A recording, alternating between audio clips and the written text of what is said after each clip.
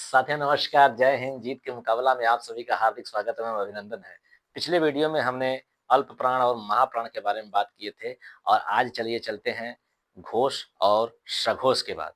जैसे हम कोई श्वास लेते हैं, उसमें कंपन आती है, कोई बात बोलते हैं, उसमें कंपन आता है, तो उस कंपन के आधार पर व्यंजन को 2 वर्गों में बाँटा गया है।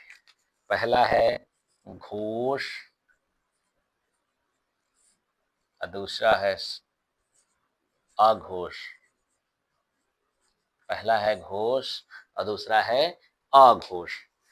अघोष, इस घोष को संघोष भी बोला जाता है, कभी-कभी, कभी-कभी संघोष भी बोला जाता है, जिसमें कि अ, हम संघोष किसे प्रत्येक वर्ग का तीसरा, चौथा और पांचवा वर्ण, प्रत्येक वर्ण का तीसरा, चौथा, पांचवा वर्ण। पहला सॉरी चौथा, पांचवा, माफ कीजिएगा, तीसरा भी है।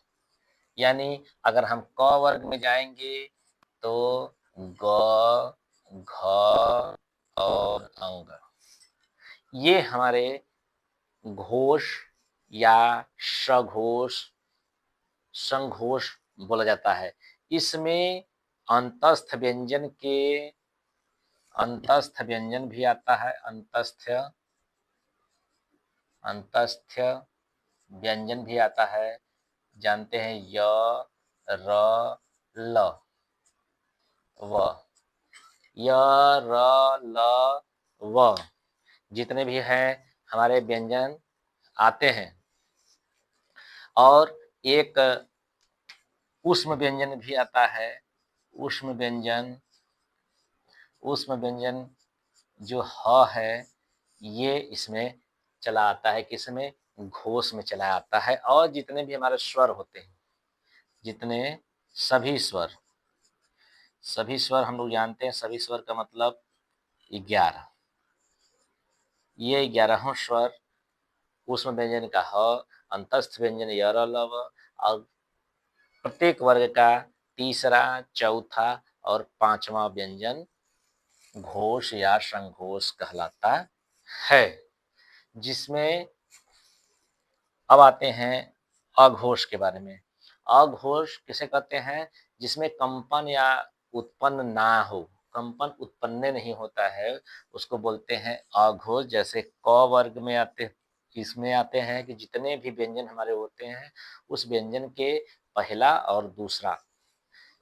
जैसे क वर्ग में क, ख, च वर्ग में च, छ, ये सब जितने भी हमारे व्यंजन आते हैं, सब क्या कहलाते हैं? अघोष व्यंजन। और अघोष में ऊष्म व्यंजन भी आता है। ऊष्म व्यंजन, ऊष्म व्यंजन हम जानते हैं कि श, श, श और ह भी आता है। लेकिन ह हमारा क्या है? ह हमारा ऊष्म व्यंजन, ये घोष संघोष में चला जाता है। इसलिए इसकी संख्या सिर्फ 3 ही मानी जाती है। किसमें? अघोष में। चलिए मिलते हैं अगले वीडियो में, तब तक के लिए नमस्कार। अगर आपको मेरा चैनल कैसा लगा हमें ज़रूर बताइएगा। प्लीज़ मेरे चैनल को लाइक करिए, सब्सक्राइब करिए, शेयर करिए। तब तक के लिए नमस्कार।